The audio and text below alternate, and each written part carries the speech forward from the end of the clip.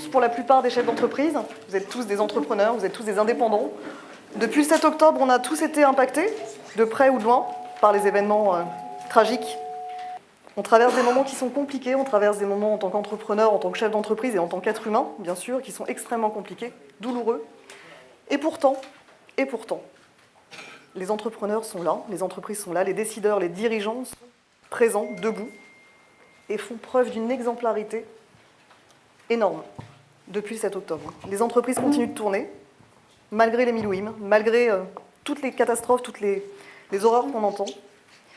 Et donc voilà, donc je voulais d'abord qu'on commence par s'applaudir, tous les uns et les autres ici ce soir, parce que je pense qu'on a besoin de ça, on a besoin de se renforcer. C'est aussi le but de Time for Biz, c'est de renforcer justement le moral, les équipes, les troupes. Et c'est pour ça que ce soir, on s'est entouré de personnes exceptionnelles, de leaders, on peut le dire, de grands leaders, de l'excellence, de la crème, je continue, de la crème, je leur mets une pression en même temps, de la crème.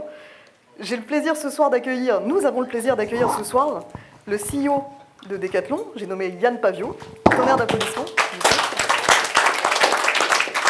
J'ai le plaisir d'accueillir ce soir également Stéphane Blajman, fondateur de l'Occitane Israël, CEO de l'Occitane Israël.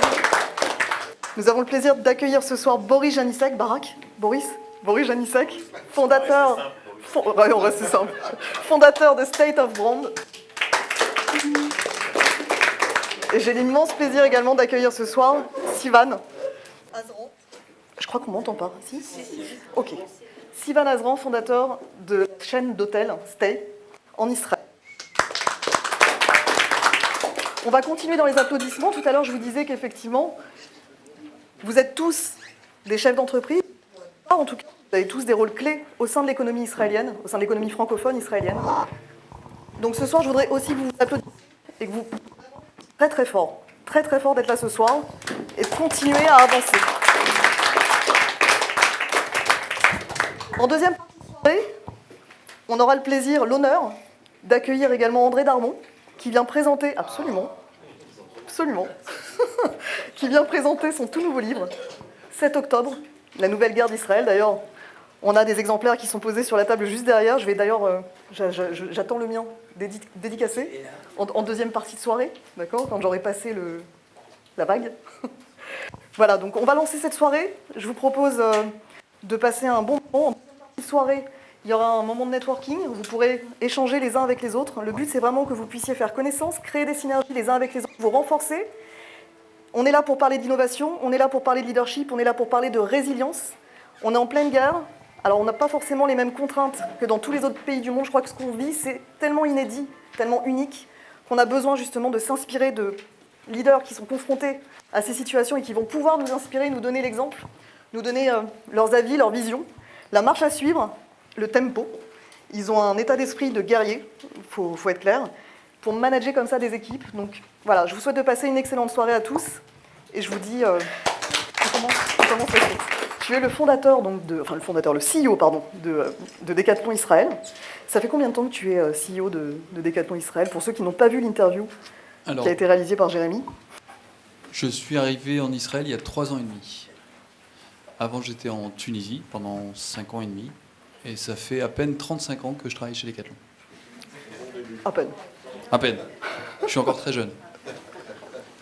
Tu as vécu des crises, tu as vécu des moments forts dans le cadre de tes activités, dans le cadre de ton management.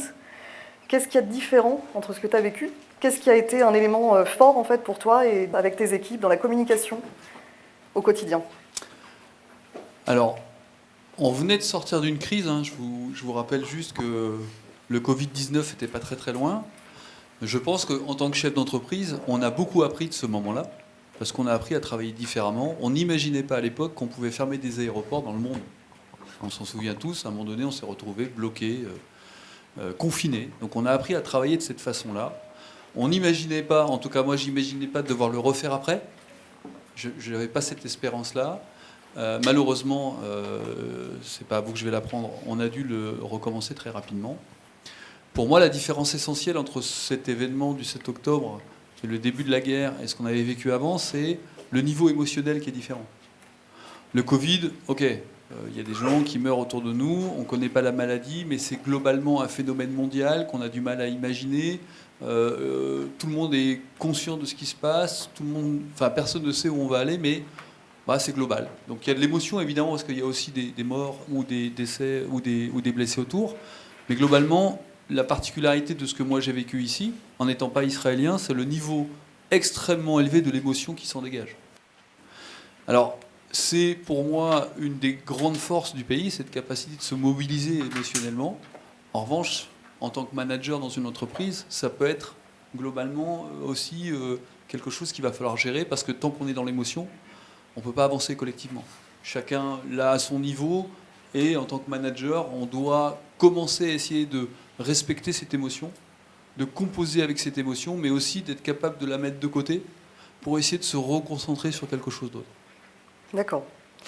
Donc pour moi, la grande nouveauté, c'est ça, c'est de se dire, ok, je suis dans un cadre émotionnel sur lequel, en plus, moi personnellement, je suis moins impliqué. Alors, moins impliqué dans ma chair, parce que ce qui m'a le plus frappé dans ce que moi j'ai vécu avec mes équipes, c'est que tout le monde connaît quelqu'un qui connaît quelqu'un qui a été impacté. Donc forcément, c'est comme dans un petit village, quand il se passe quelque chose, tout le monde est impacté. Je dis souvent, moi je suis un expatrié depuis des années, j'ai l'avantage d'avoir un pied dedans, un pied dehors. Alors c'est un inconvénient aussi, parce que émotionnellement on est toujours un peu moins impliqué, mais c'est un énorme avantage, c'est qu'on a une grosse capacité à prendre du recul par rapport à la situation. Et là en l'occurrence, moi personnellement, ça m'a beaucoup servi, parce que il fallait que je puisse prendre du recul pour ne pas importer cette émotion d'une manière démesurée dans l'entreprise. Le vrai challenge.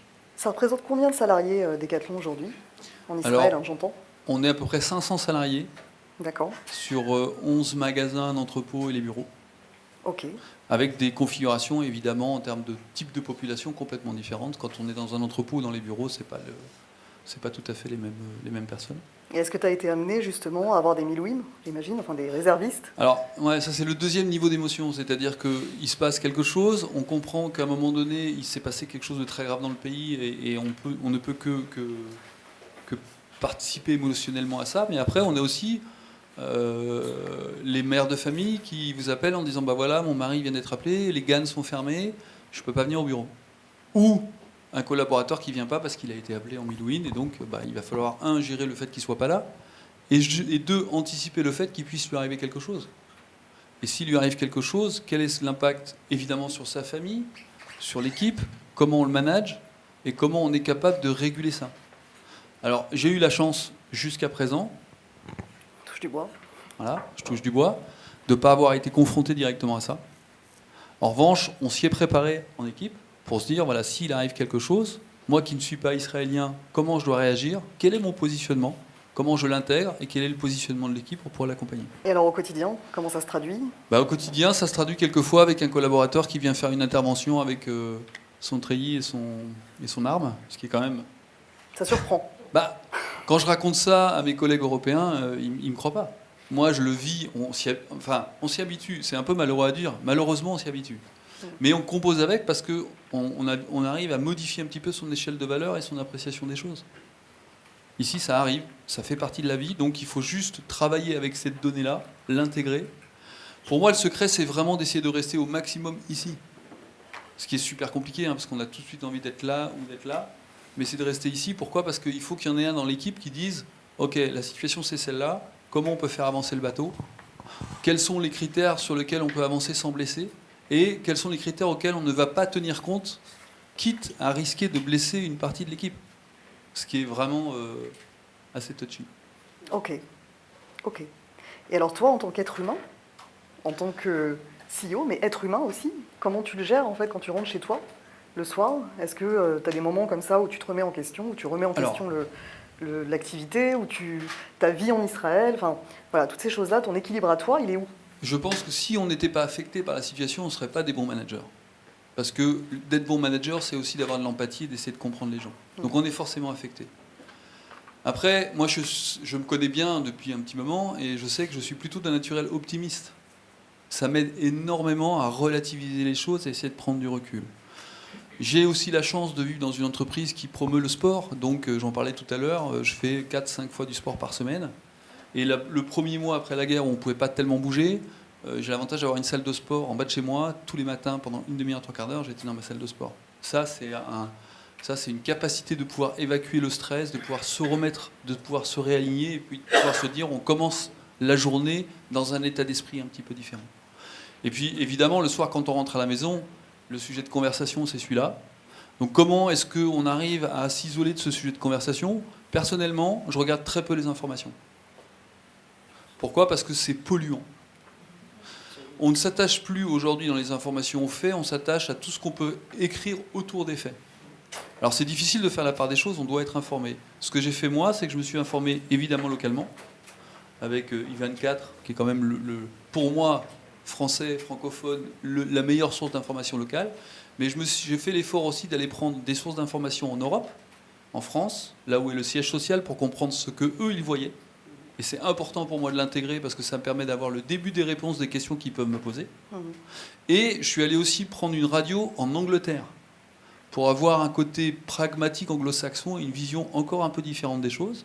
Ce qui me permet d'en faire la synthèse et de me dire, OK, quel recul je peux prendre par rapport à la situation et comment j'arrive à moins m'impliquer personnellement par rapport à la suite des événements tels qu'on les connaît. Et donc de moins surréagir quand tout d'un coup, dans une salle de réunion, quelqu'un dit « Ah oui, ils attaquent le Nord, ils vont faire un truc ». On vérifie les informations, on essaie de temporiser. Est-ce que c'est vrai, est-ce que c'est pas vrai ? Comment on manage le truc ? Et dans tes équipes, comment ça se passe ? Est-ce que tu as eu justement des changements de vision ? Est-ce que tu as eu des changements d'humeur, j'imagine, bien sûr ? Des attitudes, des comportements qui ont évolué peut-être différemment ? Comment ça s'est passé ? Ouais, comme beaucoup d'entreprises, vous imaginez qu'on gère les 3 communautés dans nos bureaux. Et donc, il n'y a pas de problème jusqu'au moment où il y a un problème.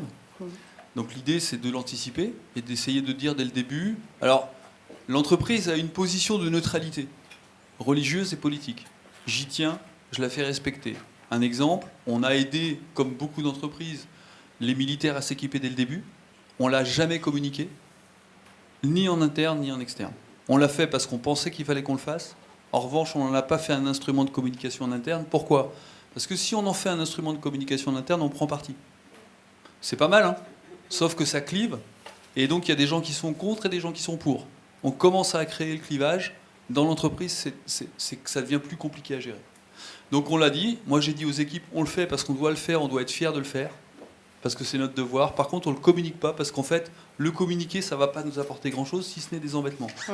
Sachant qu'en plus, on est présent dans à peu près une vingtaine de pays musulmans en parallèle dans d'autres pays.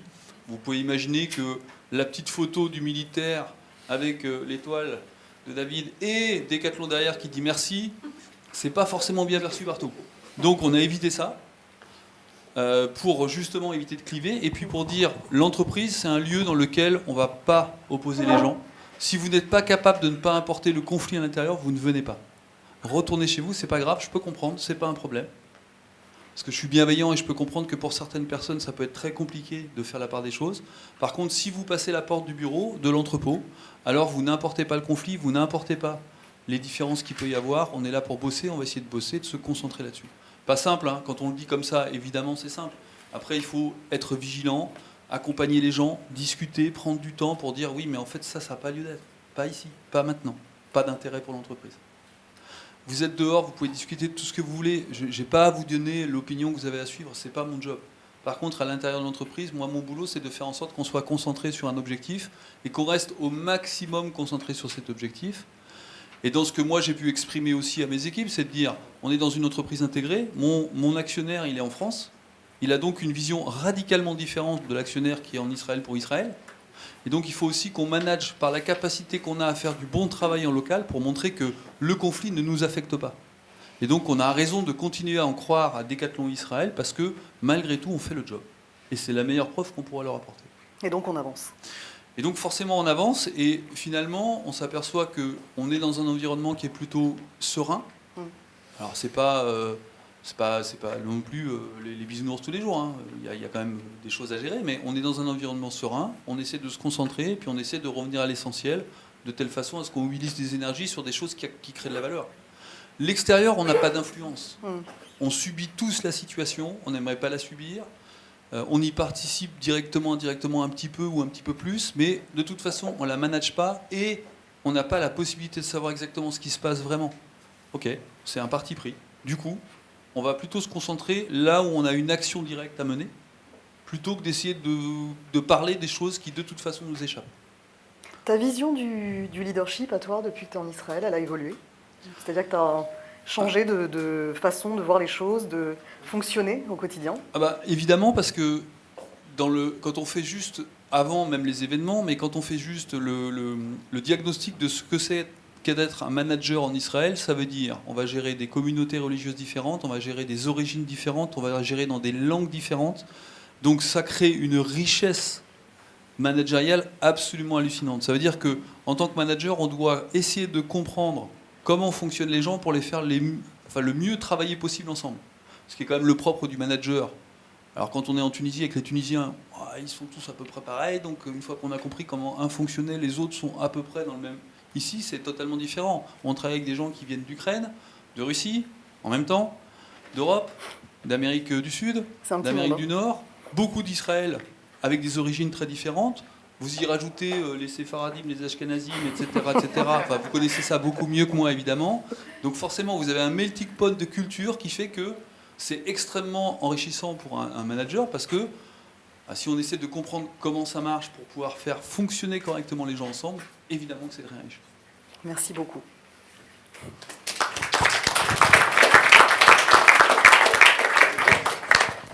Alors on va continuer sur le thème du leadership.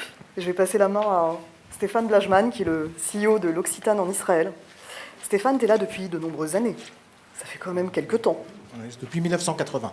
Tu peux nous raconter un petit peu les débuts de l'Occitane? L'Occitane, c'est pas en 80. Hein. Je suis pas, les tiens. C'est vieux. Mais les débuts de l'Occitane, c'est en 96. Donc moi, je suis arrivé en 80 en Israël. J'ai fait mes études, j'ai fait l'armée. Je me suis marié et je suis parti quelques années en France. Et au bout de quelques années, j'ai décidé de revenir en Israël.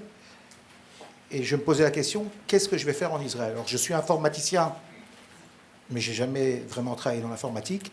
Donc, je suis parti au Salon de la franchise à Paris. Et c'était vraiment les débuts de l'Occitane. Il y avait un stand avec l'Occitane. J'ai trouvé ça joli, j'ai trouvé ça...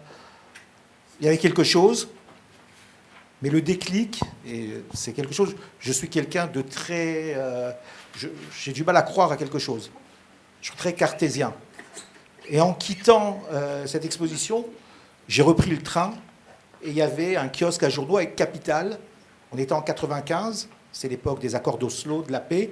Donc il y avait, dans le magazine, on parlait de l'économie israélienne.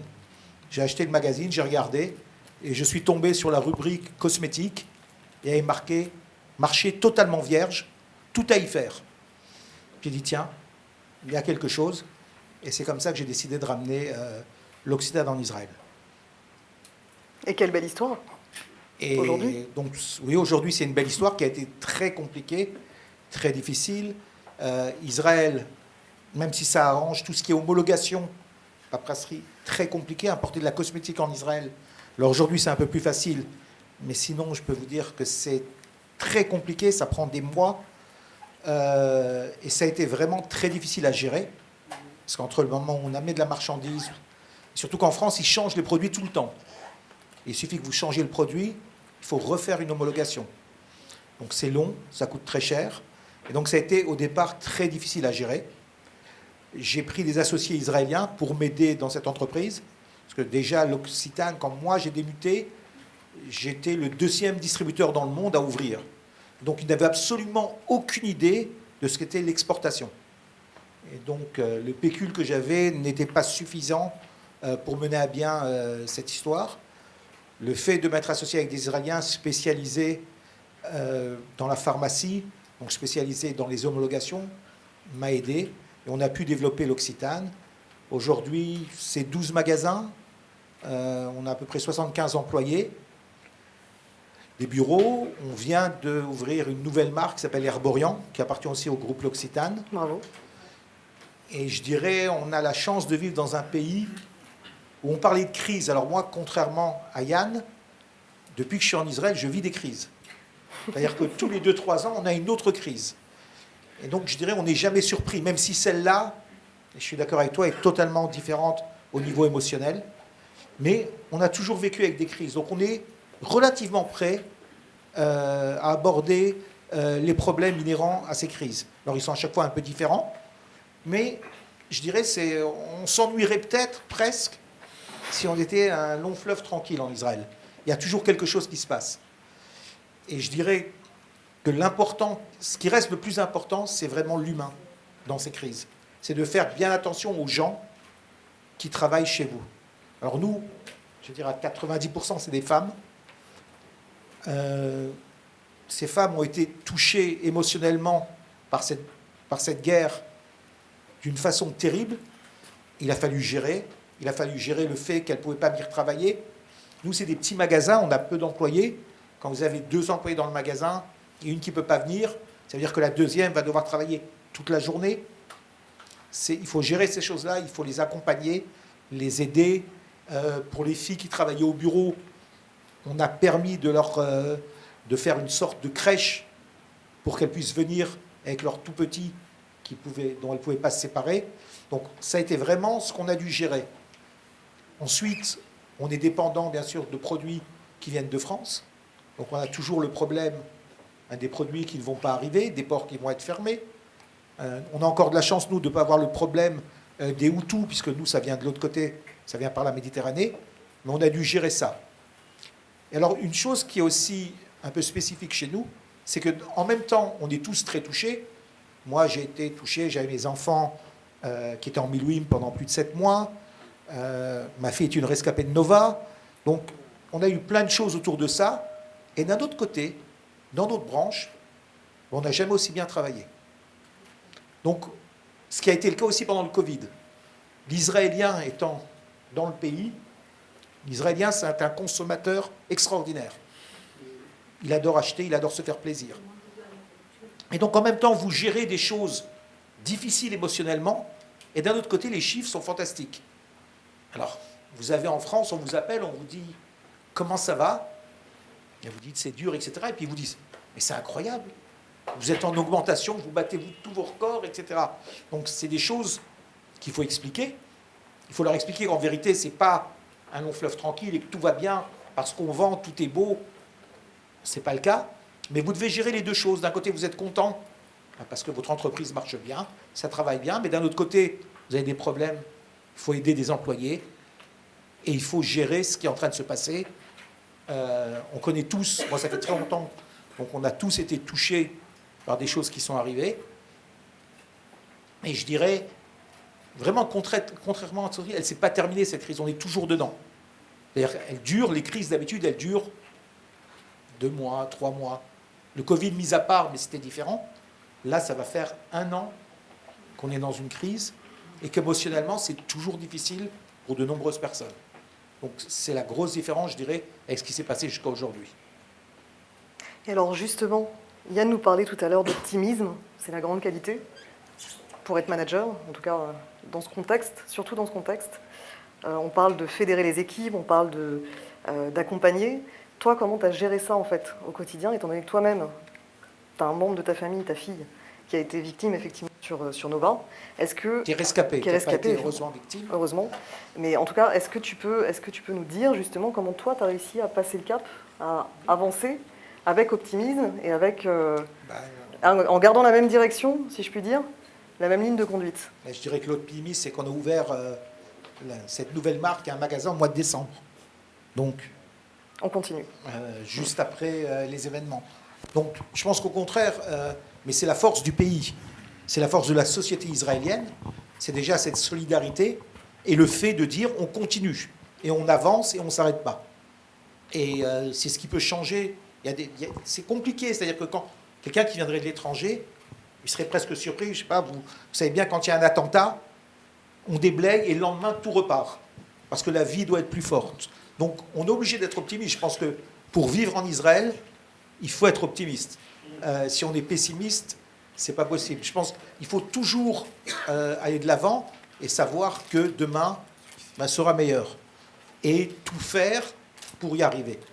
Donc, on n'a à aucun moment, on s'est dit, attention, on ne va peut-être pas acheter trop de marchandises, on va baisser les investissements. Non, on a dit au contraire. Et je dirais que dans chaque crise, alors c'est un petit peu comment dire, faut que je trouve mes mots en français. C'est un petit peu difficile à dire, mais dans chaque crise, il y a des opportunités. C'est-à-dire que même tout ce qui se passe, il y a toujours des opportunités dans les crises. Donc il faut les saisir à ce moment-là. Ok, merci beaucoup.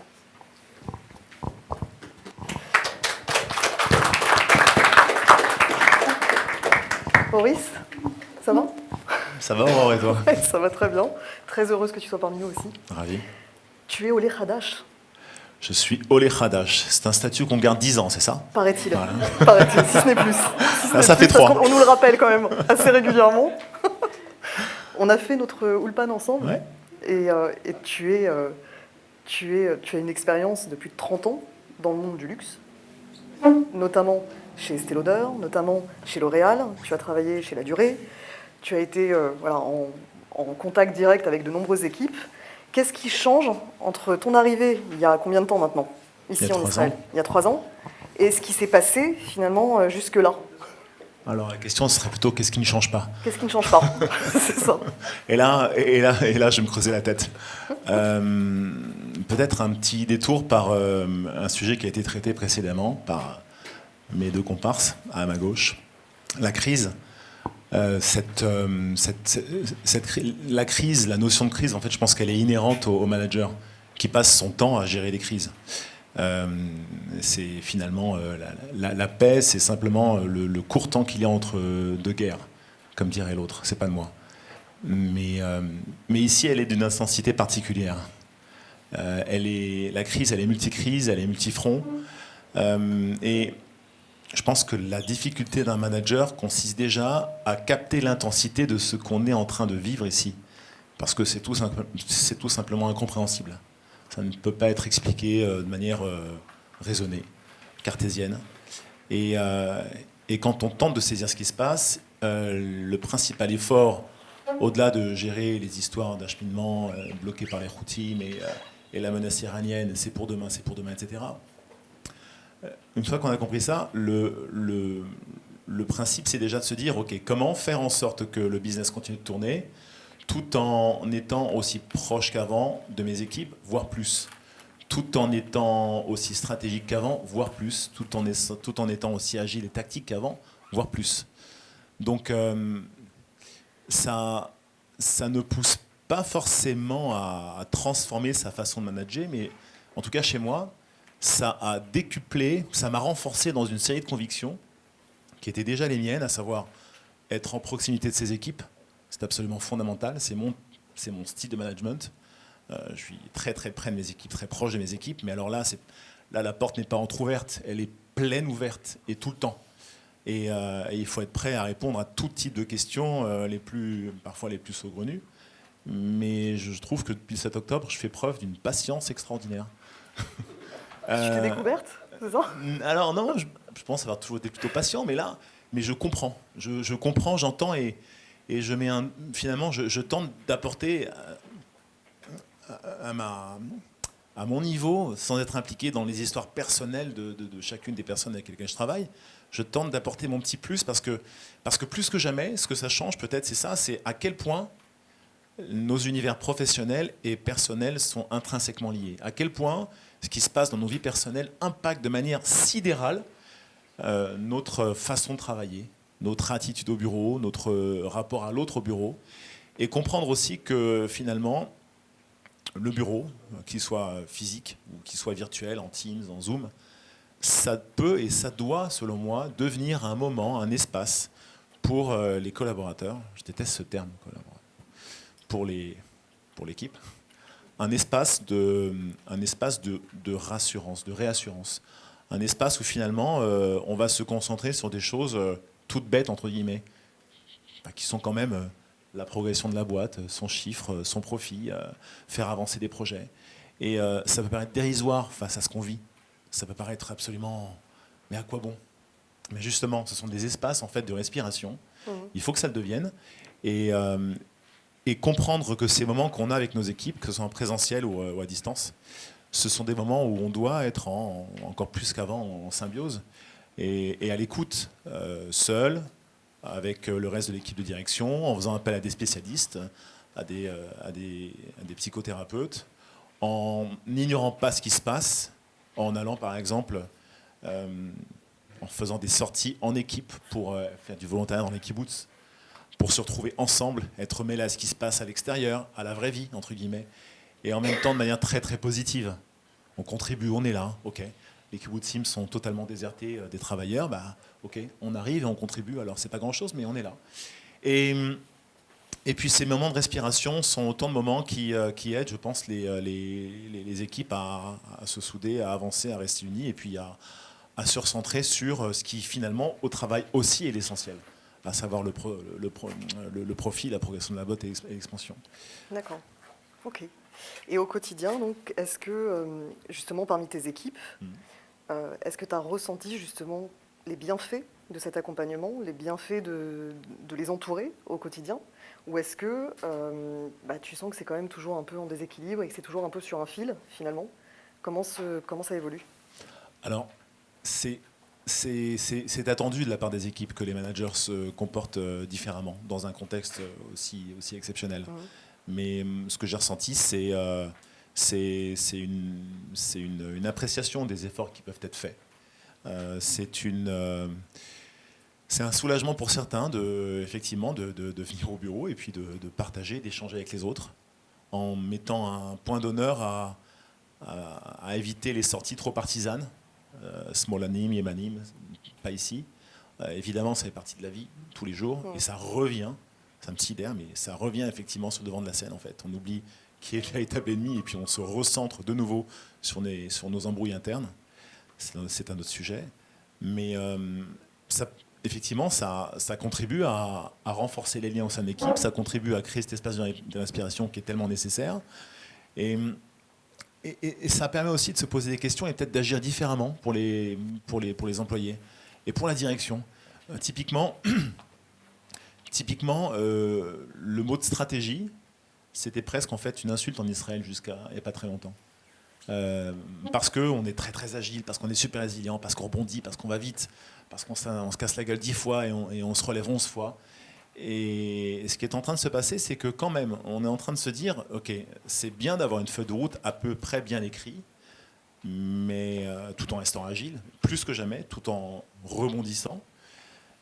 Mais il faut vraiment se l'écrire cette feuille de route. Moi, je me rappelle, il y a 20 ans, plus de 20 ans, plus de 20 ans, je faisais un stage chez L'Oréal.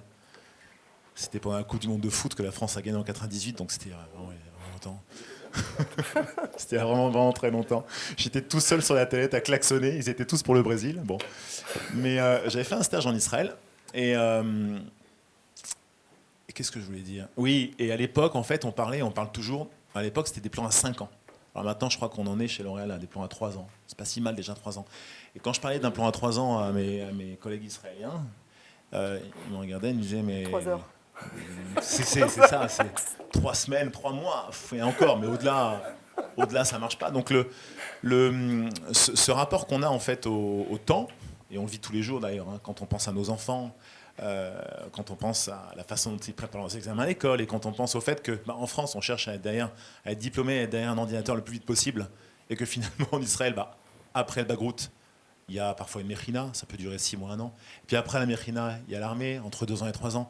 Puis après l'armée, quand même, il faut aller se faire un petit backpacking en Thaïlande ou en Inde parce que c'est sympa.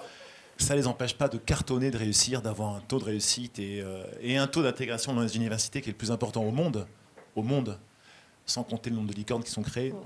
Mais tout ça pour dire que le rapport au temps est différent. Ce plan à 5 ans, ce plan à 3 ans, ch'touillotte, c'est vraiment des conneries. On avance sur l'essentiel. Et j'ai l'impression que ce 7 octobre m'a permis, s'il y a eu un bénéfice, entre guillemets, c'est de devenir un peu plus israélien, de comprendre comment on réfléchit ici, de comprendre que ce rapport au temps, en fait, est tellement relatif. C'est une difficulté que j'ai eu à transmettre à... Vous savez, on a des bureaux à la région, direction européenne, qui est basée à Paris, au Global, pour Estée Lauder, quand j'étais chez Estée Lauder, qui est basé à New York. Et ils ne comprennent pas ce qui se passe ici. C'est impossible à comprendre. Quand on n'est pas ici, c'est impossible à comprendre. Qu'on soit israélien ou pas d'ailleurs, être en Israël suffit à comprendre, à réaliser ce qui se passe. Quand on constate la mobilisation des équipes qui est extraordinaire, la mobilisation de tous qui est extraordinaire, on est tous sur la balle, chacun à sa manière. et ça impacte forcément la façon dont on bosse.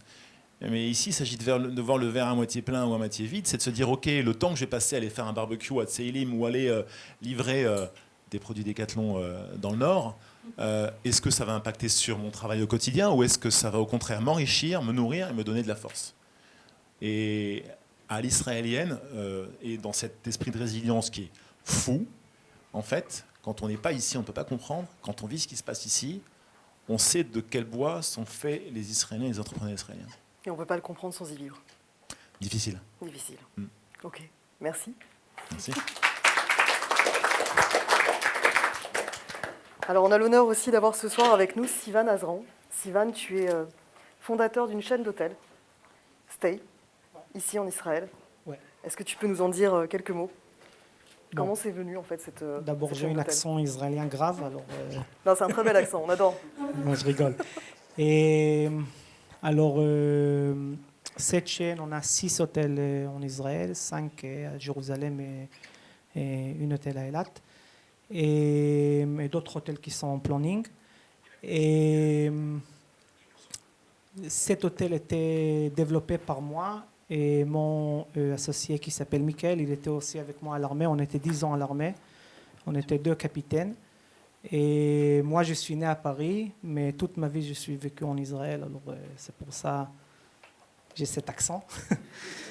Et alors, à l'âge de 18 ans, ma mère, elle m'a dit, viens en France, parce qu'elle a travaillé en fondation de Rothschild. Elle m'a dit, viens en France, tu vas faire tes études ici. J'ai dit, ok, aucun problème. Après, à moi, je rentrais en Israël, parce que j'ai compris que j'adore Israël, et toute ma vie, je suis vécu ici. Et je commençais à faire l'armée 10 ans. Et moi et Michael, on était ensemble dans une special unit. Et après 10 ans, on a pensé qu'est-ce qu'on peut faire, quel business on peut faire, il montre Israël dans une autre manière pour les touristes qui arrivent. Okay? Et on a pensé, qu'est-ce qu'on va faire? On va faire Airbnb. Il n'y avait pas Airbnb avant. Okay?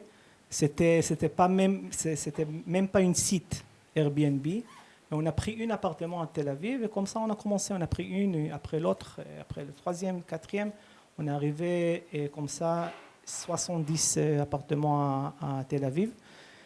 Et après on a compris très vite parce que Airbnb a commencé à développer. On a compris qu'on n'a pas une market à Tel Aviv et on était allé à Jérusalem pour ouvrir notre entreprise. Et on a décidé de faire l'hôtellerie classique et l'hôtellerie et l'hôtel, ça veut dire pas l'Airbnb qui sont, il y a un appartement là, prendre des immeubles entiers et faire qu'est-ce qu'on appelle l'hôtel. Et notre problème à notre business de tourisme, c'est qu'on ne sait pas comment on travaille normal. Okay? Normalement, c'est juste de crise. Okay? On avait le Covid. Alors, chez nous, le Covid, ce n'est pas l'Israélien qui dépense en Israël. Chez nous, le Covid, c'est 0 touriste. Okay? C'était 0 touriste. Et on a habitué de travailler et avec très optimiste. Okay? C'est très important. Faire de business en Israël, vous devez être très, très optimiste. Okay? Et on a habitué à travailler par crise à crise. Et chaque crise, on a compris quelque chose. Okay? À chaque crise, on a compris qu'on peut faire une petite chose, okay, pour la prochaine crise. Okay? C'est comme ça. C'est comme ça. Et on a eu de petites guerres en Israël. Je ne sais pas si vous vous rappelez, mais en Israël, il y avait Amoud Anan, après Oferet Yetzuka, après Tzuk Eitan. Chaque 2 ans, chaque 3 ans, on a une petite crise. Et dans cette crise, on a compris quelque chose, qu'on doit développer notre entreprise pour les Israéliens et pas juste pour les touristes. Okay? C'est très important de faire business en Israël, que le business, il adresse aussi, okay? Et une grande partie d'un business, il adresse aussi pour les Israéliens. Okay?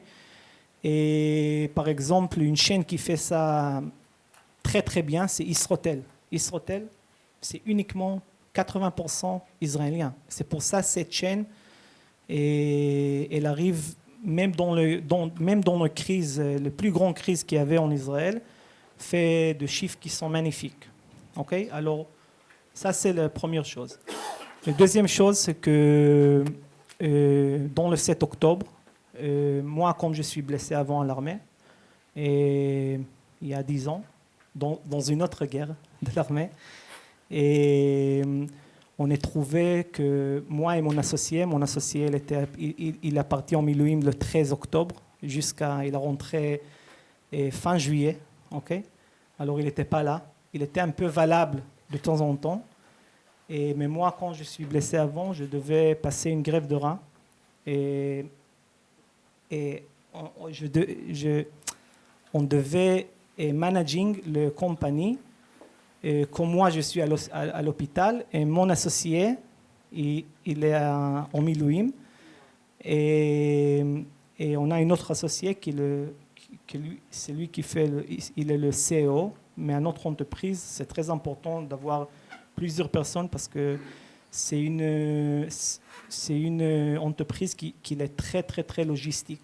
Okay? Les hôtels, ils sont très logistiques. Dans cette guerre, on a compris de début qu'on ne va pas avoir de touristes parce que c'est zéro touriste. Et qu'est-ce qu'on doit faire? On va pas avoir peut-être 10 personnes qui sont très importantes à notre entreprise, ils ont été allés en Milouim. Okay? Et on adresse pour l'Israélien. Et c'est quoi l'Israélien? On a compris très très vite qu'on doit apporter de Mefounim, okay, qui restent à notre entreprise. Et on doit convertir notre hôtel qui sont en plus confortable pour le Mefounim. Okay? Et le Mefounim, c'est les gens qui sont évacués par le nord et par le sud. Et comme on a compris ça très très vite, on a changé tout notre hôtel très très vite. Par exemple, on a pris 2 chambres, on a fait une grande chambre pour une famille. Et on a publicité pour le Mefounim qui arrive chez nous, okay? Parce qu'on a compris très très vite, ça c'est la seule market qu'il y a en Israël maintenant. Okay? Parce que il y a pas, même les Israéliens ils ne sont pas là. Okay? Parce que les Israéliens qui sont en Israël, ils sont soit en Milouim, okay? Soit en travail, et ils bossent très très dur en travail parce que son collègue, il est en Milouim. Okay? C'était la seule market en Israël. Okay? Et si on n'a pas compris ça très très vite, alors il n'y avait pas Stay Hospitality Group, okay? Parce que c'est un an de crise. Alors même dans le Corona, quand on avait le crise, on avait 2 mois de séguerre, de quarantaine. Et après, on avait 2 mois que tout était ouvert. Okay? Et les 2 mois que c'était ouvert, okay, c'était comme les 4 mois les 2 mois avant qu'ils s'étaient fermés. Okay? On avait les gens qui achetaient comme des fous ici, en Israël. Alors, pardon, je t'ai coupé. Vas-y, continue. Ouais. Alors ici, on a compris, c'est ça le market, et c'est qu'est-ce qu'on doit faire, et c'est tout. Tu m'avais dit 2 choses très très fortes quand on s'est vu à Jérusalem la semaine dernière. Tu m'as dit, dans le business plan d'un Israélien, c'est pas comme dans le business plan en fait, d'un Français ou d'un Européen, il faut prévoir en fait ces périodes de guerre. C'est-à-dire qu'il faut avoir en tête que de toute façon, tous les 2 ans, il y aura une guerre. Ça, c'est la première chose que tu m'as dite, et c'est resté. Ouais. Et la deuxième chose que tu m'as dit, quand je t'ai demandé comment on fait quand on traverse une crise, quand on est manager, quand on est entrepreneur, décisionnaire, qu'on a des responsabilités, des factures à payer, des employés, etc., comment on fait pour garder en fait en tête l'objectif? Tu m'as dit de toute façon, à l'arrivée, on va gagner. Tu m'as dit on va gagner. Ouais. Alors, c'est vrai qu'en Israël, les gens qui font le business le business opératif, par exemple, le business qui font l'hôtellerie, le magasin, la nourriture, toute cette sorte de business, c'est très important de mettre dans le business plan que chaque 2 ans, 3 ans, il y a une guerre. Okay? Maintenant, j'espère qu'on n'aura pas 10 ans, 15 ans, ok, parce que c'est une grande guerre, ok. Alors, je ne sais pas comment ça va marcher maintenant, mais chaque 2 ans, 3 ans, on a une guerre. Et les gens qui ne comprennent pas ça, ok, ils ne comprennent pas le business en Israël. Et même, je ne sais pas si vous connaissez, mais dans le contrat israélien, ok, il y a quelque chose qui s'appelle Koach Elyon. Okay, ça veut dire Koach Elyon, c'est force majeure. Okay? Le suprême tribunal, okay, Aaron Barak, c'était le chef du suprême tribunal, il a dit en 2002, je pense, il a dit que les gens qui font de business en Israël, okay, et qui pensent qu'ils habitent en Suisse-Hollande, ils ne doivent pas faire le business en Israël. C'est très simple. Okay? Et en Israël, il n'y a pas Koach Elyon. Okay? Il n'y a pas Koach Elyon en Israël, il n'y a pas le force majeure. Okay? Et alors, c'est très important qu'on prenne ça, parce que le business en Israël, c'est, comme Stéphane il a dit, c'est très bien consommateur. Hein. Je pense que c'est le meilleur consommateur au monde. Okay? Parce qu'il achète, il rentre en over, hein, il s'en fout. Hein. C'est très bien consommateur. Mais il faut garder. Okay, il faut garder un peu de l'argent pour le temps comme ça. On n'a pas pensé que le temps, quand cette guerre, ça va prendre 1 an. On n'a pas pensé du tout. Okay, parce que même avant le tour de la petite guerre qu'il y avait, c'était 1 mois, 2 mois. Et après 2 mois, il y avait ici des touristes. Il y avait beaucoup de touristes. Okay, ça marchait bien. Mais ça, c'est très important de comprendre. La deuxième chose, c'est d'être optimiste, okay, et comprendre que vraiment, c'est un peu... on dit... pas cheesy. Non, je ne rappelle pas le mot. Mais il y en a qui comprennent, je pense. Non, ouais, ça va. C'est très important. C'est pas parce que je suis patriote et j'aime Israël, c'est pas ça. Okay? J'aime Israël, mais c'est pas ça. C'est que c'est très important de faire du business en Israël, parce que si on n'aura pas le business en Israël, okay, ce pays ça marche pas. Okay? Et c'est très important les gens qui viennent de l'étranger. Par exemple, comme Stéphane, il est venu, il a vu quelque chose en France, il a apporté ça en Israël. Le chaîne, par exemple, comme Decathlon, okay, qui apporte d'autres chaînes en Israël, okay, c'est très important. Et les chaînes qui vont d'Israël à l'étranger aussi, c'est très important, parce que moi, toujours quand je suis en France, en Amsterdam, et je vois le petit magasin de savon, je suis fier. Je dis, c'est israélien. Hein. On est très très fiers de notre pays. Okay? Et je pense que c'est ça que les gens à l'étranger ne comprennent pas. Okay? Qu'on est très très fiers de notre pays. Et c'est pour ça, oui, c'est dur ici. C'est très très dur ici. Comme je vous avais dit, hein,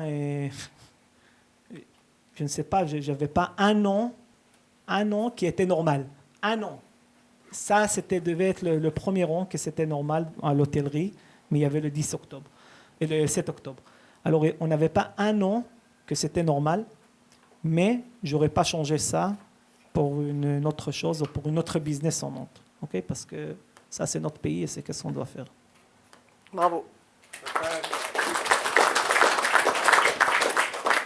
Alors, pour conclure, en tout cas sur cette partie, qu'est-ce que chacun est libre en fait de prendre la parole comme il veut. Moi j'ai des questions en fait par rapport au fait qu'on a des Olim Hadashim dans cette salle, on a aussi des personnes qui sont là depuis un long moment, qui entreprennent, qui sont chefs d'entreprise. Qu'est-ce que vous diriez justement à ces entrepreneurs, à ces chefs d'entreprise qui traversent on est tous dans le même bateau, on est tous en train de ramer ensemble. On a tous des moments où on se remet beaucoup en question à savoir est-ce qu'on va continuer, comment on fait pour se raccrocher, est-ce qu'on doit se raccrocher. Voilà, il se passe quand même beaucoup de choses en ce moment. Qu'est-ce que vous diriez justement pour garder le cap et continuer d'avancer? Alors moi, je vais dire le premier et après. Okay. Et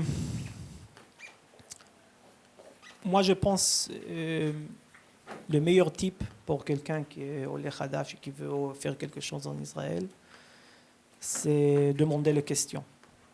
Parce que, comme ma mère elle dit, en Israël, on a beaucoup de droits, okay, mais les Israéliens ils cherchent un droit comme ça qui sera droit. Okay? Alors, c'est très important de comprendre comment ça marche ici exactement. Okay? Parce que c'est pas comme en France. En France, c'est très, très réglé. Okay? Par exemple, en France, on fait un business. Okay? La mairie, elle arrive. Elle dit, OK, pour faire un hôtel ici, vous devez avoir ça, ça et ça. Okay? En Israël, il vous dit, vous devez avoir ça, ça et ça. Et après un mois, j'oublie ça aussi. Et j'oublie ça aussi et ça aussi. Oui, bien sûr, on doit faire ça aussi. Okay? Alors, c'est très important de prendre d'autres personnes et demander les questions avant. Okay? Parce que les gens qui ne demandent pas les questions avant, ils payent plus. C'est très simple en Israël. Ça va nous faire une bonne transition pour après, pour les questions-réponses. Ouais. Et alors, ça, je pense que le groupe comme ça, comme Time for Biz, pour les gens qui sont francophones ou d'autres groupes, je ne sais pas, c'est très important. C'est très, très important. Ce n'est pas juste le mingling, ce n'est pas juste la connexion, c'est vraiment comment on fait de business en Israël. Mais si vous réussissez à faire le premier marche en Israël, okay, ça va réussir. À la fin, ça va réussir parce que vraiment, en Israël, c'est très, très bien market pour le business. Alors, c'est tout. Merci, Sivan.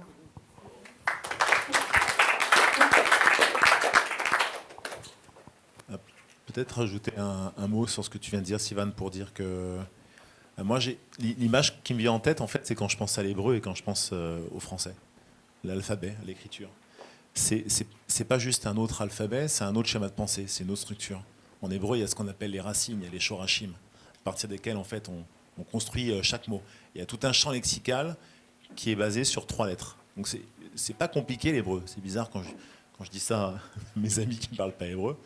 Mais je vois mon ancienne prof en plus à gauche là. Mais c'est pas si compliqué que ça, n'est-ce pas, Julia, l'hébreu?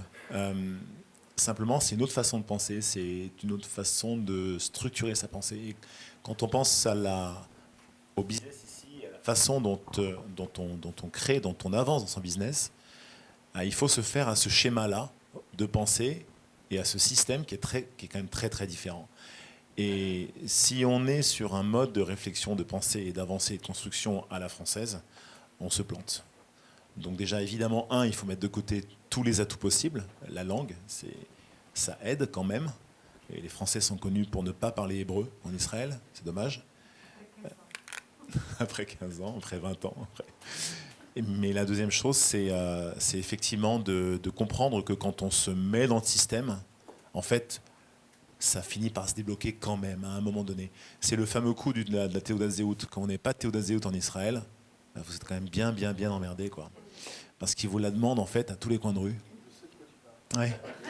Et je te regardais, je pensais à toi, et je pense à mes amis expats. Comment ? Oui, mais il faut l'avoir quand même. Alors on file sur d'un copain quand on n'a pas... Mais c'est vrai, j'ai quelques expats chez Sabon et ailleurs, et je sais qu'à chaque fois c'était un gros dilemme. Boris, filme-moi ta Théodat Zéhout. Ok, tiens, vas-y. Donc une fois qu'on est dans le système, finalement, c'est pas si compliqué. Moi, quand j'ai fait mon alia, j'étais Ezra Cholé, parce que je revenais en Israël. Enfin, je revenais pas. Ma mère est née ici. Moi, j'ai grandi en France, mais j'étais israélien de naissance. Je suis considéré comme un Israélien né à l'étranger. Et du coup, pour ma femme, mes 3 enfants, eux, Olim Khatashim, tranquille, facile. Moi, je suis arrivé, j'avais déjà un passeport. J'étais pas complètement dans le cadre. C'était un enfer. C'était l'époque où il fallait se faire le 2e ou 3e vaccin de Covid, je sais plus. J'ai dû aller faire la queue pendant 4 heures avec les Érythréens. Et j'ai lâché l'affaire. Hein, c'était sympa. Hein. Toi aussi, Yann. Vous avez chopé le Covid ? 2 fois, après. Mais tout ça pour dire qu'il faut pousser, il faut continuer. Il y a une entraide formel ce soir ou informel qui est quand même là. Il y a une volonté. On nous a pas attendu. Hein. Les Israéliens ne nous ont pas attendu pour réussir. Hein. Ça, c'est sûr. Mais il y a une forme d'entraide.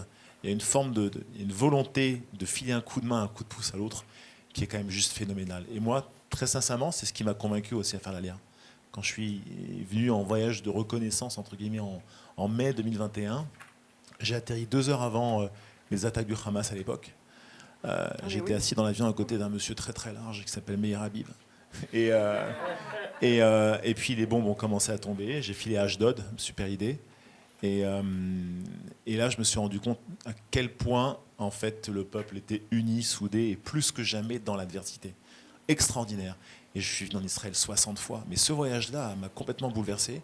Et de jour en jour, en fait, j'avais mon épouse au téléphone. Je lui disais, mais écoute, Déborah, en fait, c'est ici que ça se passe, quoi. Et si ça se passe ici, il faut venir vite. Parce que Solal, le grand, là, il va rentrer en première. Et qu'il faut qu'il fasse l'armée pour être totalement intégré. Et moins de 3 mois après, on était en Israël, à Lyon. 3 enfants. Et aujourd'hui, le Solal en question, il est dans une unité Sayeret, commando, et il est à sa place. Et donc, il faut se mettre dans le rang, il faut accepter le système, il faut mettre tous les atouts de son côté, la langue en est un, et puis profiter de ces instants informels, et j'en profite pour te remercier. Ah ben c'est moi qui te remercie, qui vous remercie. Je pense qu'on est tous un peu d'accord sur ce que vous avez dit. Moi, je rajouterais vraiment une des choses, c'est pour ceux qui avaient déjà une entreprise, un business en France, quand on vient en Israël, il faut oublier tout ce qu'on a fait. Parce que ce n'est pas du tout la même chose. Il faut vraiment oublier. On peut avoir une très belle réussite ailleurs, mais il faut se rendre compte qu'ici, c'est totalement différent. C'est déjà un petit marché, donc c'est différent. Ensuite, c'est un marché qui va très vite. Vous savez, en Israël, quand vous auriez un mail à quelqu'un, si vous n'avez pas de réponse au bout de 10 minutes, c'est qu'il ne veut pas faire de business avec vous. En France, si on vous répond au bout de 10 minutes, personne ne va vous répondre parce qu'il va dire si je réponds au bout de 10 minutes, c'est que je ne suis pas sérieux. Je n'ai pas réfléchi à la question.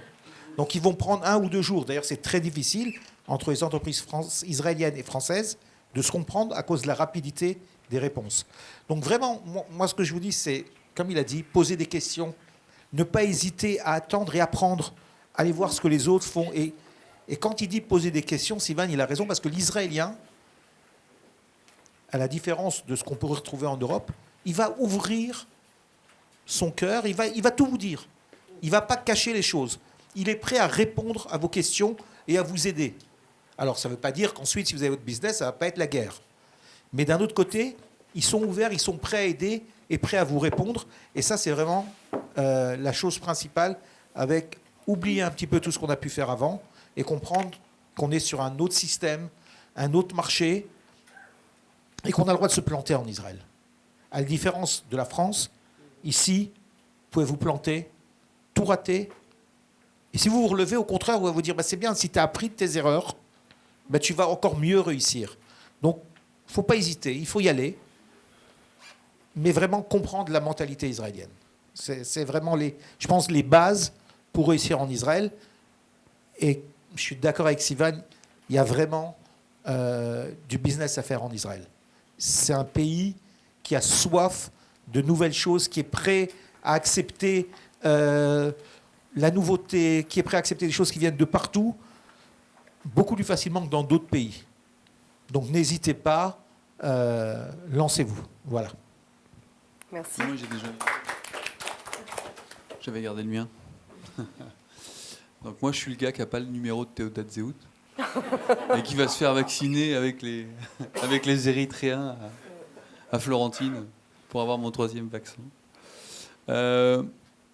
Je vais être un peu plus philosophe parce que j'ai cet avantage sur beaucoup d'entre vous, c'est que moi je suis pas israélien, donc j'ai un avantage, c'est que beaucoup voyagé, j'ai travaillé dans différents pays et ça m'a donné une certaine philosophie. La première, c'est de dire, je ne sais pas si vous avez remarqué, vous allez dans n'importe quel petit village au monde et il va vous expliquer que dans ce village-là, il y a un truc qui est unique au monde. C'est incroyable, hein. Vous allez, c'est le plus haut du monde, c'est la fontaine qui se trouve au centre de tel endroit, et il y a toujours une fierté d'avoir une singularité locale. On retrouve ça dans tous les pays. Et ce que j'adore, moi, en Israël, c'est que la singularité locale, elle est exacerbée. On vient de l'entendre, hein. Messieurs, désolé, hein, du coup, je rebondis sur ce que vous avez dit. En Israël, c'est comme ça. Évidemment que c'est vrai. Évidemment que c'est vrai. Moi, je suis très séduit par Israël parce que c'est d'une richesse intellectuelle et culturelle et de business qui est absolument incroyable.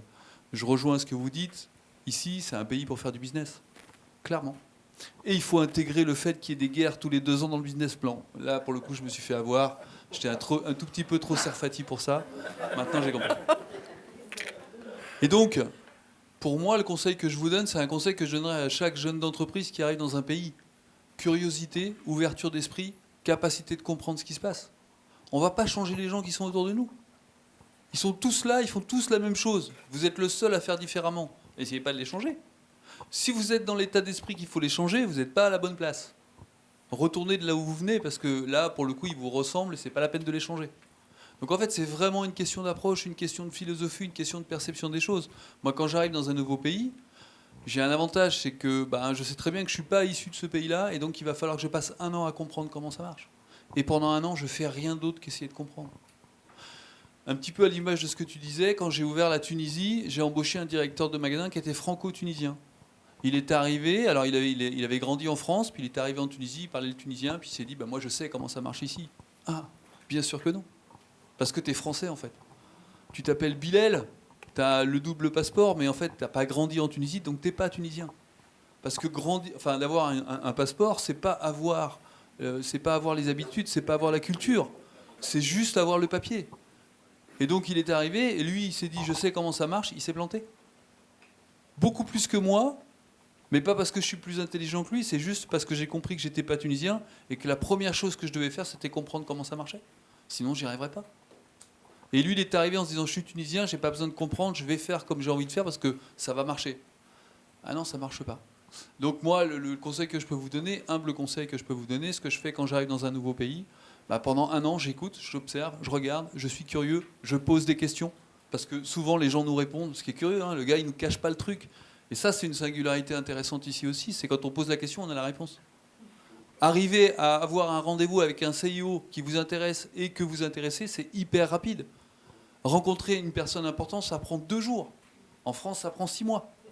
Donc, ouais, tout est accessible. Il faut juste se dire, la route Spa, j'y vais.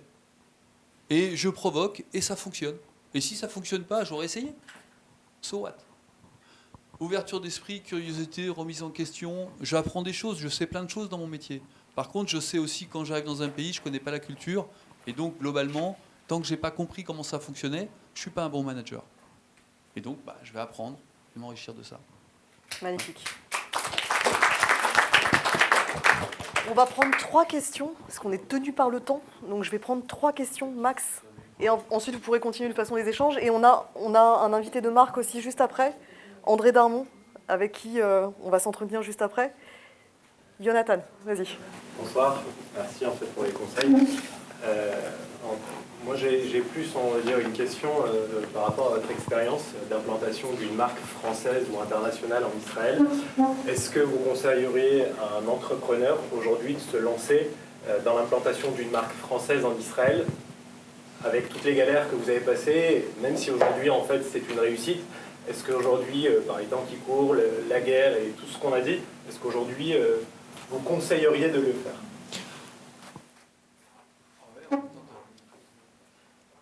Moi, oui, sans hésiter. Oh, non, mais il n'est pas objectif, c'est vrai, moi je vais répondre. Non, mais Parce que vous l'avez fait il y a longtemps.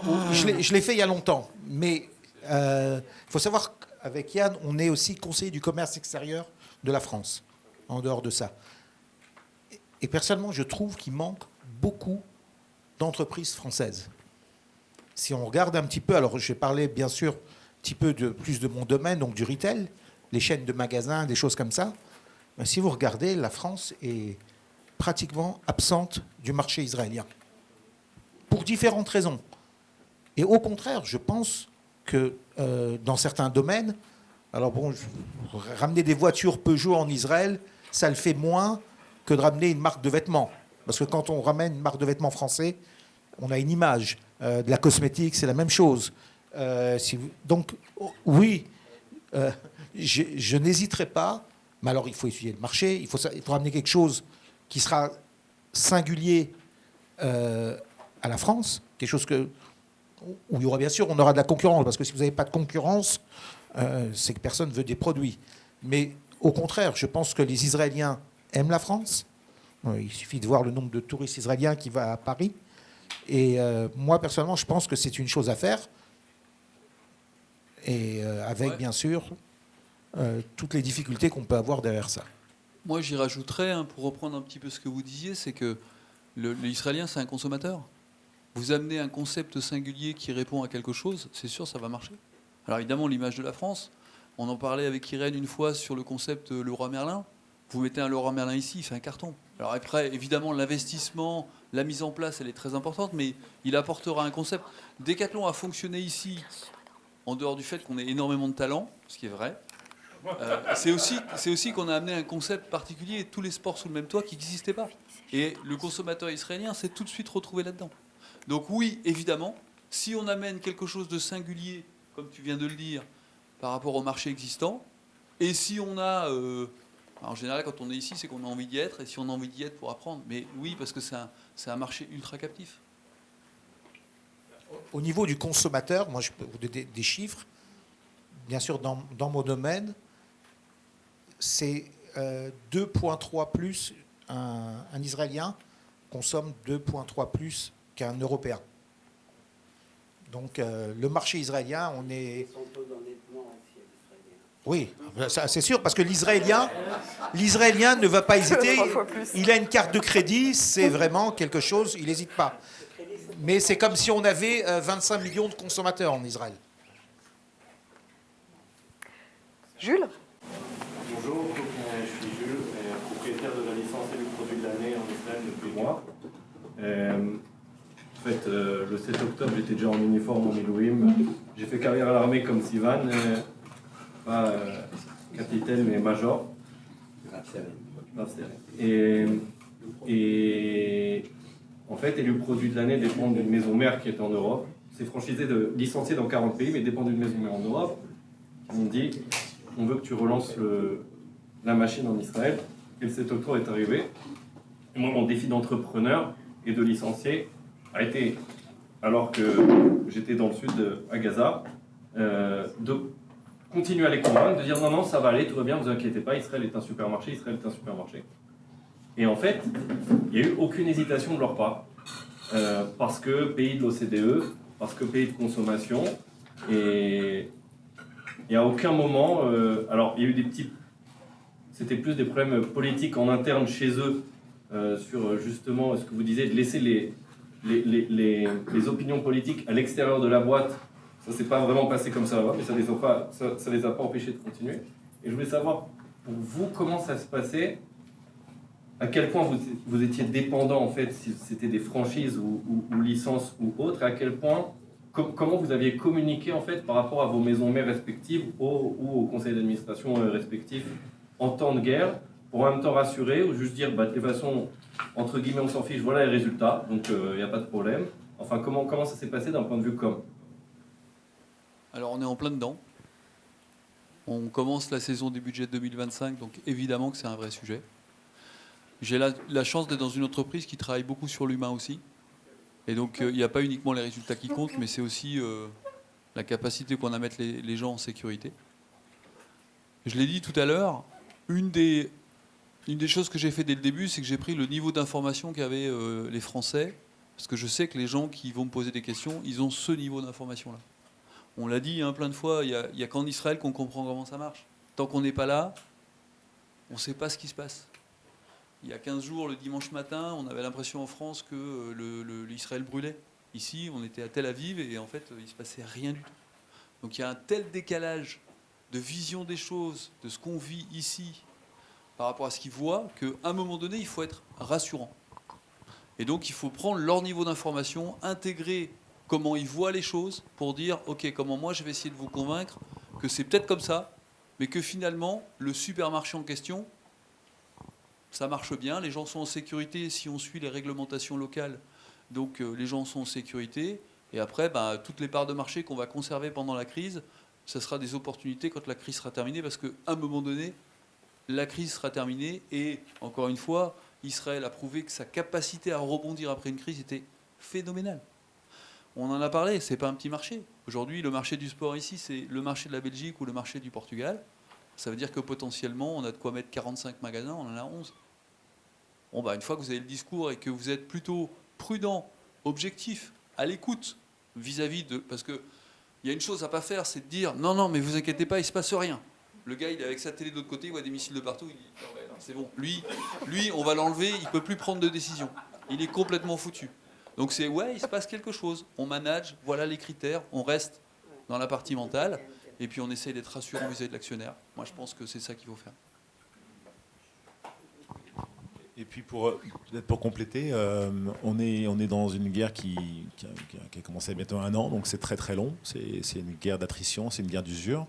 Ce qui est très difficile quand on est impliqué, comme on est tous émotionnellement aussi, c'est de rester objectif par rapport au message qu'on remonte à ce siège Europe, à ce siège Monde, à ce patron de la franchise à Paris. Et c'est justement là qu'on doit avoir ce recul que tu évoquais, Yann, en début d'entretien. Ça tombe bien parce qu'on est dans un pays qui est quand même sur la communication et le marketing autour de la performance. Alors, en Israël, on parle pas beaucoup de branding, c'est presque une insulte. On aime parler de narratif plus que de branding. Et on est sur des KPIs. On est la startup nation, hein. On n'est pas la scale-up nation. Okay, on est super créatif, on va inventer un produit et vite, on va essayer de faire un exit quand même. Scaler, c'est moins le truc ici. On n'est pas sur... Je ne connais pas beaucoup de marques israéliennes qui rayonnent vraiment à l'international. C'est moins le mindset. Donc en fait, on est dans la performance, on est dans les KPIs, on est dans un récit qui est très mesuré, qui est très matrix. Et ça tombe bien finalement, parce qu'on communique sur des résultats. Et je rejoins mes camarades pour dire qu'effectivement, moi, quand j'étais chez Estée Lauder Israël, filiale israélienne, le plus grand site e-commerce IMIA pour la marque Clinique, pour la marque Estée Lauder, pour la marque Jo Malone, pour la marque MAC, ce sont, dans les 4 cas, les sites e-commerce israéliens. Pour toute l'Europe, les plus grandes boutiques IMIA, pour la plupart, ce sont les boutiques en Israël. C'est complètement dément. Ça s'explique par ce que disait Stéphane tout à l'heure, un pouvoir de consommation et des tachloumim très important. Mais donc le pouvoir d'achat est là, la résilience est là, et c'est une opportunité. C'est presque un peu cynique de le dire, mais justement dans ces moments de crise, comme la crise n'existe pas qu'en Israël au final, dans ces moments-là, c'est l'opportunité de faire comprendre à cette direction basée hors Israël que finalement, c'est peut-être un pays où il faut vraiment investir. Parce qu'ici, même quand c'est très compliqué, on tient bon. Parce qu'à la fin, on va gagner. Enchanté. Je voulais vous demander quels sont vos plans à tous les quatre, quels sont vos plans d'expansion et est-ce qu'ils ont changé dû au conflit qui a commencé le 7 octobre? Alors, bien sûr que ça changeait parce que d'abord, dans une crise en Israël, c'est très important.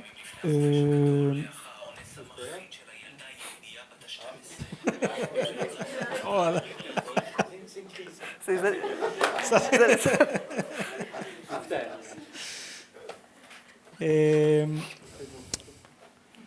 Alors, dans une crise, c'est très important d'abord étudier bien parce que l'État d'Israël, il donne beaucoup d'aides dans la crise. C'était dans le Corona, dans le Covid, et même maintenant. Okay? Alors, avec le Milouim et tout ça. Alors, bien sûr que quand les gens, quand les employés, ils vont au Milouim, okay? Bien sûr, chez nous, c'est moins des expenses. Okay? Parce qu'on ne paye pas le salaire, c'est le salaire qui sont payés par l'État. Okay? Mais ça dépend quel business, parce qu'il y a des business qui peut sortir plus d'argent. Je pense, par exemple, le business de boutique, okay? Que maintenant, ils n'ont pas assez de personnel. Ils doivent apporter du personnel, ils doivent faire les études pour le personnel, et peut-être ça peut grandir les expenses. Alors, ça dépend quel business, okay? Et je peux vous dire qu'un autre business, ça diminuait les expenses, ok? Mais ça dépend, ok? Ça dépend beaucoup. Peut-être un mot là-dessus aussi, c'est que les entreprises israéliennes souffrent toutes de manière ouverte, directe ou plus silencieuse d'une forme de boycott. Donc ça peut être ouvert, ça peut être le BDS, ça peut être clairement annoncé, affiché, et puis ça peut être beaucoup plus silencieux, beaucoup plus sournois, que ce soit en B2C ou en B2B, et ça impacte nécessairement la façon dont on projette sa croissance, non seulement son expansion de marque, mais même sa capacité à continuer à faire du business avec les partenaires actuels. Et ça incite forcément, si on parle d'expansion, ça incite forcément à réfléchir vers quel type de territoire. Et là, c'est le cas de figure d'une marque israélienne, hein, d'une entreprise israélienne qui fait du business avec l'étranger. Ça pousse et ça incite à réfléchir avec quel type de partenaire, en fait, il faut pouvoir se développer et vers où on va aller. Ça incite à deux choses. Ça incite, à réfléchir à qui seront les partenaires de demain. Ce ne seront pas forcément les partenaires d'aujourd'hui. Donc il faut aller chiner, trouver ceux avec qui on réussira à faire du business dans la durée. Et la deuxième chose, c'est certainement travailler, retravailler son message, travailler sa réputation, entre guillemets, travailler son branding sans effacer ses origines israéliennes, ce n'est pas le cas, mais travailler le message. Parce que ça peut être pris et perçu de manière assez épidermique par des personnes qui ne seront pas aussi informées qu'on peut l'être. Tout à l'heure, je parlais de guerre d'attrition, c'est une guerre qui dure, mais ça veut aussi dire que en fait, les personnes, même les personnes qui nous soutiennent en France, commencent à être fatiguées par cette histoire et finalement ne suivent plus vraiment l'info, ne savent plus exactement ce qui se passe. Tout à l'heure, j'ai échangé avec une amie qui dirige la marque Estée Lauder pour toute l'Europe. Je lui ai parlé des beepers et des talkie-walkie, elle ne savait pas ce qui s'était passé. Elle est très informée. Mais voilà, c'est une info qui échappe à la plupart parce que finalement, ça dure et ça dure. Et comme une info chasse l'autre, après plus de 11 mois, on peut comprendre que, bon, c'est triste, mais c'est comme ça. Donc, se développer en ayant conscience que son business va être également impacté par la façon dont Israël est perçu, c'est un élément à prendre en compte. Excusez-moi, comment ça s'exprime ça sur vos relations au jour le jour avec la clientèle qui peut être étrangère quand on est une société israélienne sur le choix, finalement, on ne sait jamais sur quoi on va tomber. C'est jamais, l'entreprise, elle ne se brande pas comme pro-israélienne ou contre, ou boycott, ou neutre. Alors, des fois, évidemment, bon, nous, dans la tech, donc nos clients, c'est au contraire une valeur ajoutée. On se brande un peu comme une société israélienne. On est le 3e pôle de outsourcing informatique dans le monde, Israël. Donc, mais des fois, ça va faire l'effet inverse. Et ça, c'est un truc qu'on ne peut jamais prévoir auparavant, quoi. Donc, comment ça va s'exprimer, ce choix-là? Excusez-moi, j'ai fait une question en plus, mais j'ai répondu. J'ai échangé il y a 2 semaines avec Carmel, qui a fondé Atreo, qui est le leader absolu de l'identité de marque pour toutes les boîtes de la tech, justement. Et qui me disait que les boîtes de la tech israélienne souffrent très largement de ce qui se passe, de ce qui est en train de se passer dans leur relation avec les partenaires étrangers.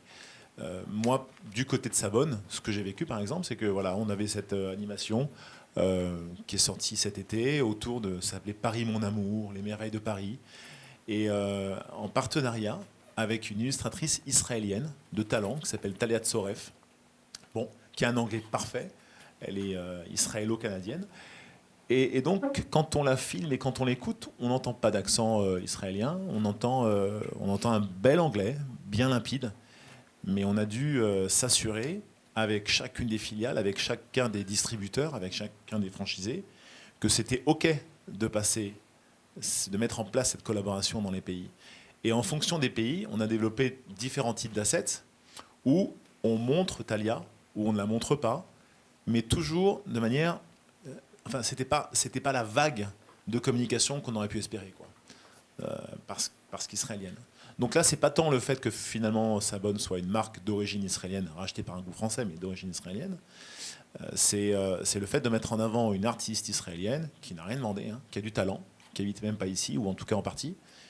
Mais voilà, il a fallu ajuster le message. Et là, on était très transparent avec nos partenaires. Et on a ajusté en fonction du retour qu'on a pu avoir par chacun des pays.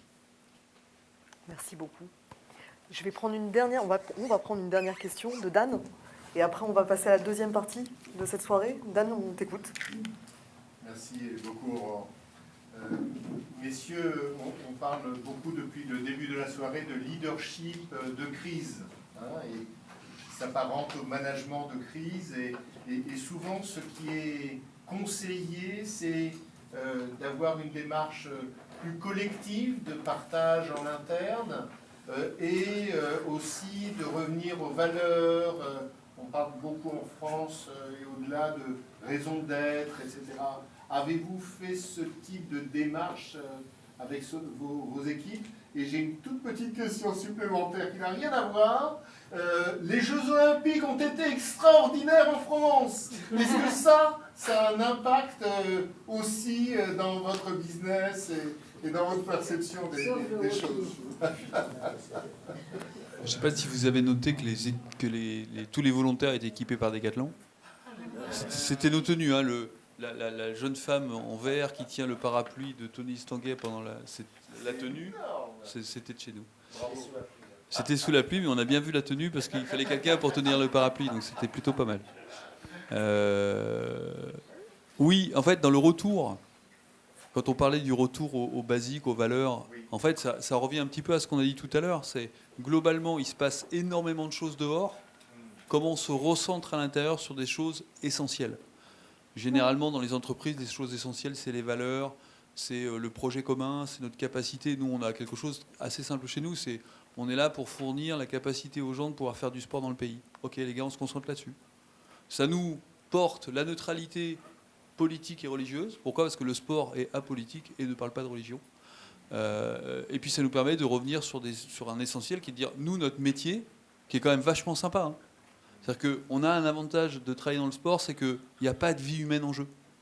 Ce qui allège énormément la tâche, je dois le reconnaître. Si j'avais travaillé dans le milieu médical au moment des attaques, je pense que j'aurais eu plus de pression. Travaillant dans le sport, le fait de vendre un peu moins d'articles de sport pendant quelques semaines, en fait, c'est pas grave. Du coup, on peut relativiser, puis on peut se dire, les gars, on se remet au milieu, on se remet au centre du jeu, on travaille sur ce pourquoi on est payé, à savoir rendre le sport disponible au plus grand nombre, et ça va revenir. Et ça va répondre à la question de tout à l'heure. Nos actionnaires ne sont pas rassurés. On a ralenti nos investissements parce que l'actionnaire, lui, il sait où est-ce qu'il doit mettre son argent, et il sait qu'en ce moment, c'est peut-être pas le meilleur endroit. Il y en a des mieux en tout cas. Ceci dit, ils savent aussi, et on en a parlé, c'est qu'on sait aussi la capacité qu'a à rebondir le pays. Et donc même si on met un peu moins d'argent, on en laisse quand même un petit peu dessus parce qu'on se dit que finalement la carte est peut-être pas si mauvaise. Ce qui est bien. Merci beaucoup. Ah, pardon Stéphane, je t'en prie. Tu voulais prendre la parole? Les Jeux Olympiques, c'est un impact pour toi ou pas du tout? Non, tu t'en fous, d'accord. Non, j'ai beaucoup aimé les Jeux Olympiques. Ça n'a pas eu d'impact, mais je revenais juste à la question, qu'est-ce qu'on va faire aujourd'hui? Est-ce que ça a changé les choses? Alors le Corona a déjà commencé à changer les choses avec les sites de vente en ligne. Alors on venait vraiment de mettre en place un nouveau site, ce qui nous a permis de faire face à la crise du Covid d'une façon extraordinaire. Et on s'est rendu compte ensuite que là, on a eu encore besoin de ces sites. Et je peux vous dire qu'aujourd'hui, en Israël, si on regarde l'Occitane dans le monde, notre pourcentage de vente par rapport au magasin, on a le plus fort taux de pourcentage de vente en ligne dans le monde en Israël chez l'Occitane. Donc les Israéliens, il faut qu'ils consomment. Donc quand les magasins sont fermés, eh ben, on achète en ligne. Toujours moyen de consommer. Merci beaucoup. Je vais vous remercier tous. Alors, je ne sais pas si vous vouliez ajouter quelque chose. Ou le mot de la fin, peut-être? J'ai Le mot de la fin. Tu avais les deux micros. Je vais, au nom de tous les participants ce soir, je vous remercie infiniment pour nous avoir inspirés ce soir, pour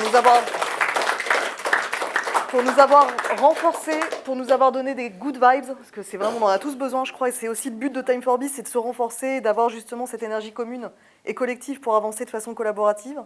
Donc merci infiniment, merci beaucoup.